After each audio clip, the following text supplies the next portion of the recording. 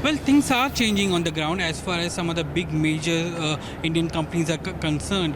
You take the example of L&T, Mahindra's, Ashok Leyland.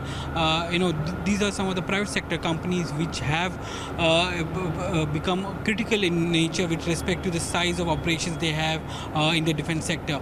Public sector units like Bharat Electronics or BEML again are already big companies. But when it comes to the private sector, there is a feeling that they have reached a critical mass. Some of the tie-ups which they have been doing at the Defence Expo and the announcements they have been making, it gives an indication that they are all set to participate in a very big strategic way in manufacturing some of the big equipment or defense systems. Mahindra on Wednesday tied up with two companies, Simwawa and aeronautics for seaplane and for marine UAV. And these are very hi-fi niche technologies which are not currently available, isn't currently there in the country, and Mahindra aims to produce them in India. They are also partnering with BAE Systems for the M777 ultra-light howitzer. That's again something which they've been producing. Ashok Leyland, on the other hand, has been looking at expanding its portfolio from just providing trucks to providing logistical systems going forward. So if a decade back Ashok Leyland was looking at only 2% of the total armed forces defense budget, today it's catering to nearly 20-22% of, or it is capable of catering to 20-22% of the defense budget. That's one. Bharat Electronics is in for a long time into defense stuff. They got 10,000 crores of orders for last fiscal, which took the entire order book to 40,000. So they are into missile systems as well. L&T is something which has again expanding its horizon. It's one of the largest defense maker available on the naval system. They have the activities in the land system. And today or on Wednesday, it tied up with Bharat Electronics to expand that and expand its manufacturing facilities further. So the Indian ecosystem or the private sector in general is turning the corner, and it's no longer small in nature.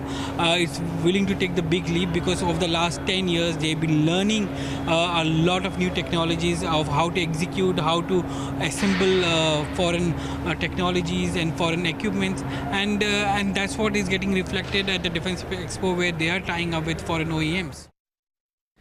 Well, Indian companies are indeed becoming significant players in the defence market. Bharat Electronics crossed the 10,000 crore in revenue in the past financial year. Chairman M.V. Gautama says BEL now wants to expand its international presence.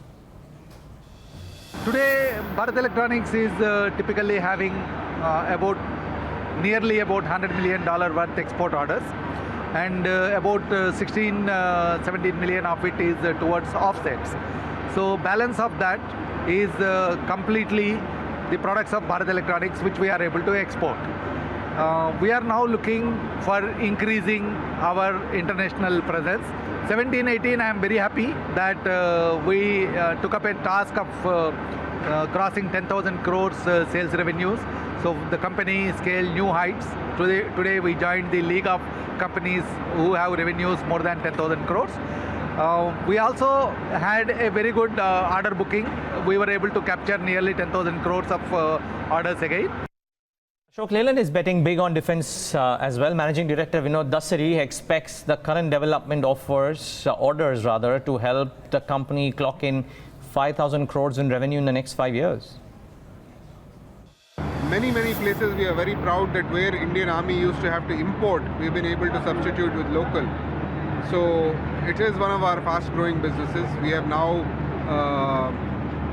almost 800 crores this year. We will be one of the largest private players for the Indian Armed Forces. And we have won several tenders. I think just in the last 1 year, we have won 12 out of 15 tenders.